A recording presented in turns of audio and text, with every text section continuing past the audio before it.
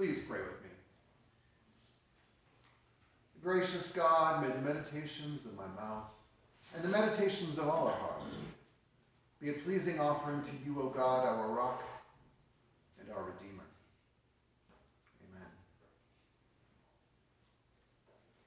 You know, you really have to respect the gall of the Apostle Paul. In our reading for today, he tells this church that he founded that they just need to imitate him. Can you imagine if I tried to tell you guys to imitate me, how that would go over? He adds that he imitates Christ, a man that he never actually met in person, however. It sure does sound kind of conceited, doesn't it? Just imitate me. And like I said, imagine if I or some other preacher were to suggest that today. There would be quite a scandal in a number of churches, or people would just laugh, and others wouldn't be sure what to think. It would be a very strange and awkward situation at the very least. And that, of course, is why it is so important to have some cultural context, right? It allows us to understand things better. Because we need to know that in Paul's time, this was what a teacher would tell his students. It's very much like how an apprentice carpenter is supposed to imitate his carpenter master. Or in our own day, how someone training to be an electrician or a plumber would also imitate their teacher. Paul really isn't being conceited. He's merely following the conventions of his time. Likewise, understanding cultural context also helps our Genesis text make quite a bit more sense. You might be wondering, as I was reading this, what is it with these dismembered animal corpses and flying pots of flame? What the heck is going on here? Well, it just so happens that in this very ancient time, when you cut a covenant, that's what they called it when you made a covenant, you cut it. That's the Hebrew verb. That was a very special event. It was a solemn ritual that involved cutting the bodies of animals in half and then laying them out opposite each other. And then the two parties entering into the covenant would then walk down the path between the halves of the animals. That still sounds a little strange, doesn't it? Why would they do that?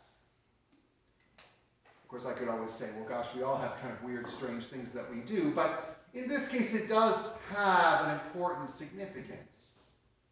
You see, the parties who are cutting the covenant together are invoking a curse upon themselves if they should fail to follow the terms of the covenant.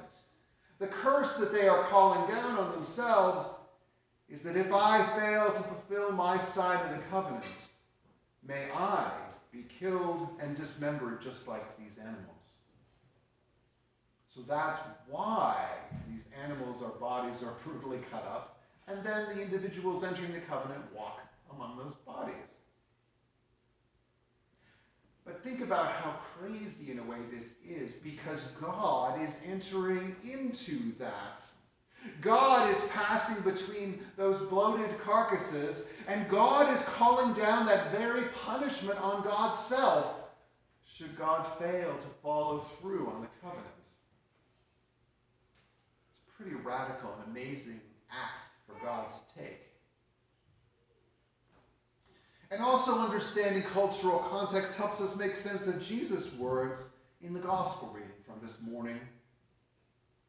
Many places in the Hebrew Bible, God is likened to a mother bird. That is not an unusual thing. In fact, in the creation story in Genesis 1, in the very beginning, where it talks about God hovering over the waters, that is also the verb in Hebrew that is used to describe a mother bird, how she hovers over her nest, over her young.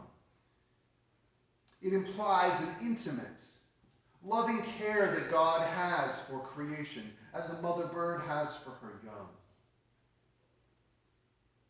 As a little aside note, which I always like to throw in these every so often, the Aramaic word, Aramaic was the language that Jesus would have spoken, the Aramaic word for compassion, racham, comes from the word for womb. Because compassion is feeling for someone else as if they were part of you, just like a mother has to her unborn baby. So mother image for God is very common throughout the Old Testament, the Hebrew Bible. And often, of course, that bird imagery would be invoked, and when it was invoked, usually the bird that would be invoked was the grandest and most powerful and most noble of birds, the eagle. Noble and powerful and large, and not just a little terrifying, as well as the calves and small dogs around here unfortunately find out sometimes if they're left alone by themselves too long. Really, eagles are the apex predator. But notice Jesus does not use the image of an eagle here. He doesn't reference the noble eagle. Instead, he references the very ordinary and very non-threatening chicken. Not even a rooster, which can be a little scary sometimes, but a hen. So not the bird that soars in the skies, but the bird that waddles around the farm pecking at bugs. The humble chicken. An animal that we use as an insult for someone we are accusing of cowardice? What is going on here? There's something deep going on here, obviously. It's also probably important to note that the eagle was the symbol of what empire? The Roman Empire. So he may have intentionally not used the eagle here, because that would have been associated with the Roman occupiers. The point here is that God comes to us in humility. God condescends to our level. And I know that's a word that we don't normally use that way, right? Condescends. But it can also mean one who voluntarily lowers themselves to a level that is lower than the person they are dealing with. And that is exactly what God does. God condescends. God lowers God's self to our level. God desires that we know God and that we are able to freely choose to love God as well. As I've mentioned before, and as you know from your own experience, you can't bribe or coerce love. Parents have been trying to do that for a long time, and it never works, does it? Grandparents also try. They usually use the bribe category, and that might actually work a little bit better than coercing. But either way, you can't really bribe or coerce love. So God can't really come to us directly because we couldn't really choose to love God that way. We would either be overcome with awe or overwhelmed with terror, possibly both, but certainly not love. So God has to condescend to our level to be able to engage us, for us to enter into a loving relationship with God. And so God enters into human life. God takes on the trappings of humanity. God enters into a seemingly strange ritual that involves cutting animals apart to let Abram know that God is truly serious and that God is committed to Abram and to the promises that he has made to Abram. And God takes on human form a number of occasions in our scriptures, but especially in the person of Jesus. God takes on the limitations of humanity. And God reveals God's self to us. This is what the reformer Martin Luther called the Theologia Crucis, which literally means the theology of the cross. Luther recognized that God reveals God's strength to us through the weakness of Jesus. God reveals God's great power in the love and sacrifice of Jesus. That really throws us for a loop, doesn't it? To reveal strength through weakness, to reveal power through love and sacrifice. That is not the way we do things here. But again, it is the theology of the cross. It is the way that God has chosen to interact with us so that we might willingly take on love with God. This kind of goes back to what I was talking about a few weeks ago when I was referring to the glory of God. You know, God's glory is like God's power and God's strength. It's revealed to us through its reversal, through its opposite. Again, because God is entering into our world to be with us as human beings, not to be over us. Now, this is a little heady. I know what some of you are thinking. You're thinking, okay, Chris, what's going on here? What am I supposed to do with this? What does this mean? Okay, God condescends to us. God enters human life. And God reveals God's self to us. Okay, that's all good. But what do we do with that, Chris? What do we make of this? Well, I think there are a number of lessons that we can draw on it. But one important one, I think, is that it teaches us humility. There is no imperial faith here. This is not a faith that imposes itself on others through powers of coercion, or even not so subtle persuasion. This is not a religion that forces itself on others. It is not a religion that gives people benefits for participating in it as opposed to people that don't participate in it. This is a faith that acknowledges that it must always be freely chosen, not bribed or coerced. Sadly, that is a lesson we humans seem to frequently not understand.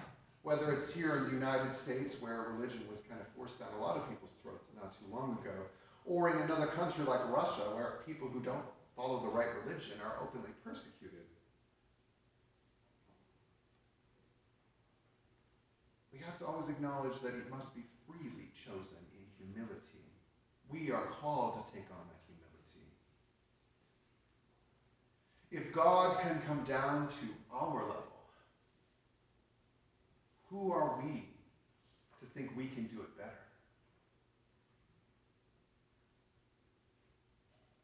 And then we can also take a page out of Paul's writing. Paul says, imitate me. Well, Paul, again, we're not going to imitate you, sorry. We just don't think things that way. We're going to just go right to the source and imitate Jesus. That's what we're going to do. We can imitate God. We can be there for others. We can also condescend to be there for others in a very meaningful and giving way. That's not the kind of giving that says, well, you should be grateful for what I did for you. No. That's not what we're talking about here. We're talking about really being able to selflessly give to others. As I was preparing this sermon, I thought about this story from the Desert Fathers and Mothers. Have any of you read any of the Desert Fathers or Mothers? Okay. Basically, in Egypt, there was a whole bunch of communities of different monks. And there were fathers and mothers. These were the leaders of these monastic communities. And there are a number of books and resources out there that have a lot of their wise sayings. And they are quite impressive to read because the wisdom that comes from living in the desert in a monastic or in a hermetic lifestyle is really quite amazing. Some of the stories are a little bit off-putting because some monks were obviously a little bit worried about certain things that we don't necessarily worry as much about. But there was one story that really struck me and really stands out to me. There were two brothers who left the monastery one night to go into town. And when they went there, one of them fell into sin. Now, I don't know what the sin is. The writer, the fathers don't tell us what it was. But he fell into sin. And so when he came back, he was so guilty and so ashamed, he brought it to the father.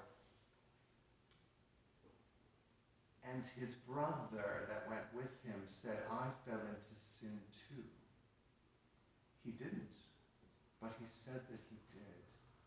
And he endured all of the penance and challenges that were put upon the other brother to compensate for his sin. The two brothers did it together.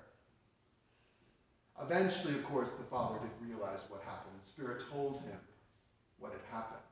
And he told the one brother, he said, your brother's sacrifice has earned you forgiveness.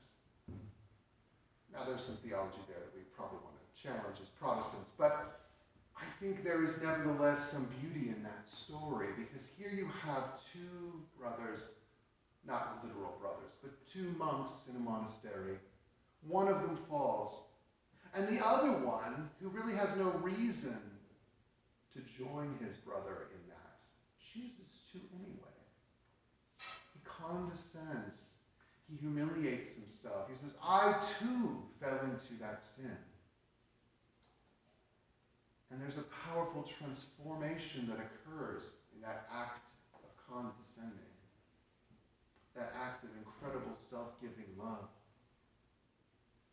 So much so that the Desert Fathers wrote it down and shared that story with us thousands of years later.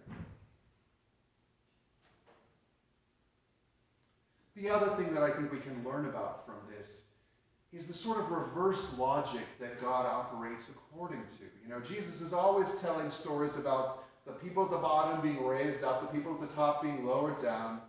What's expected ends up not happening. What is not expected ends up happening, right? These are the stories that Jesus tells about the kingdom of God.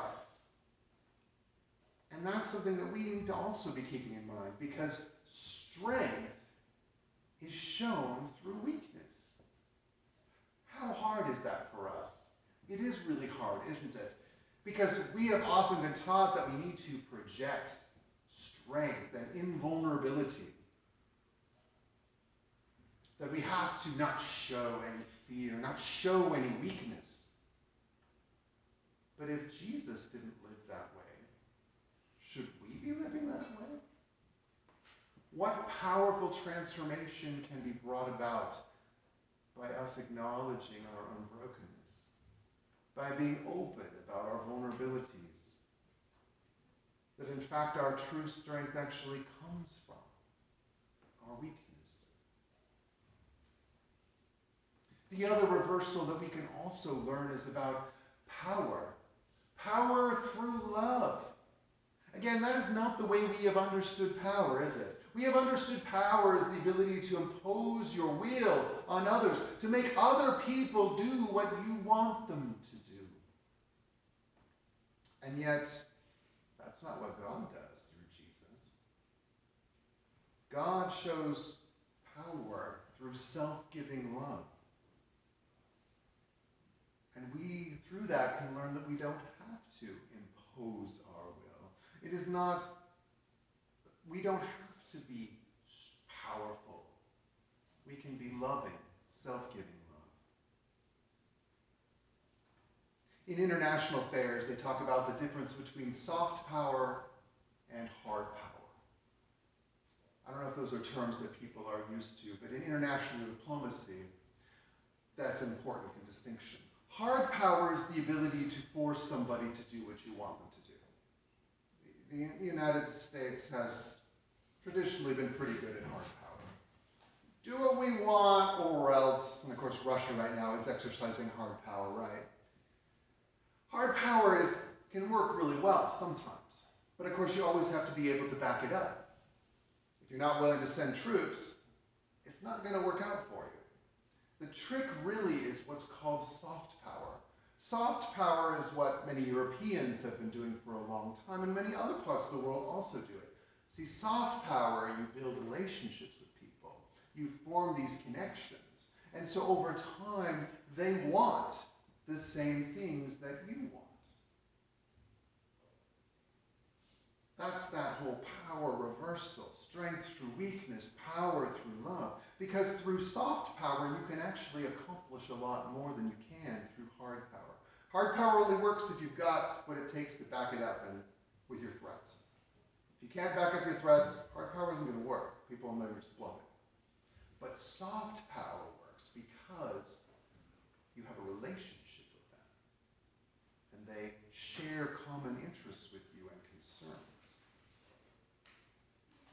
And that is the real trick of international diplomacy. And it also is a real trick for our own interrelationships in our workplaces and at homes and our families. Rarely can you force other people to do what you want to.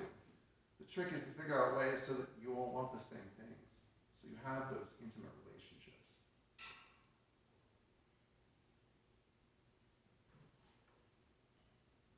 So through these texts, we have learned about how God condescends to our level, how God humbles God's self, God enters into human life, and God reveals God's self to us in a very vulnerable and intimate way. And that becomes a model for us. Just as Jesus lived this radically vulnerable life of love and self-giving, we also are called to live that way.